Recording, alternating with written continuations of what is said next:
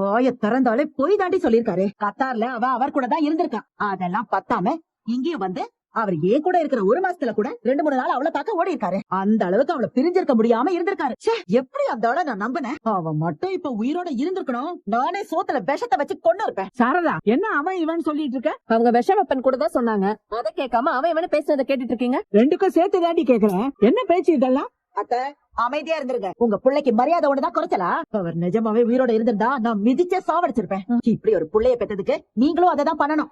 எப்படிதான் இந்த மாதிரி ஒரு புள்ளைய பெத்துட்டு தெரியுதா? கால் என்ன வித்தியாசம்? எனக்கு ஒண்ணும் அப்படி தெரியலையே. கால் வீங்கி இருக்கா? எப்படி கண்டுபிடிச்சீங்க? ஜூம் பண்ணி பார்த்தா தான் நல்லாவே தெரியுது. எங்க காட்டு. என் அம்மா தான் வீங்கி இருக்குன்னு சொன்னாங்க. எனக்கு அப்படி தெரியவே இல்ல. சரி, அதான் போட்டோ எடுத்து பாத்துட்டு நீங்க மட்டும் எப்படிதான் கண்டுபிடிக்கிறீங்களோ? உன் காலை பார்த்தாலே தெரியலையா வீங்கி இருக்குன்னு? சரி இருந்த வரேன்.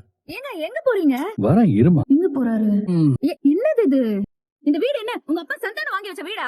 இது விஜயோட சொந்த வீடு. இவரோட தாத்தா பாட்டி சித்தி சித்தப்பான்னு எல்லாரும் இருக்கிற வீடு. நீ என்னமோ உன்னோட வீடு மாதிரி வெளிய போக மாட்டேன்ற.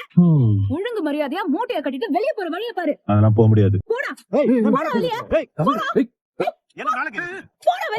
என்ன பிரதர், நான் கையெல்லாம் நேட்டுறீங்க, சவுண்ட் ஜாஸ்தி ஆகுது. பாரு, உனக்கு என்ன பத்தி இன்னும் சரியா தெரியலன்னு நினைக்கிறேன். கோபப்பட்டா நீ தாங்க மாட்டேன். நல்ல மூட்ல சொல்லும் போதே உன் ஃபேமிலியை கூட்டிட்டு இங்கிருந்து கிளம்பி நாளைக்கு காலையில உங்க யாரையுமே நான் எங்க வீட்டுல பார்க்க கூடாது.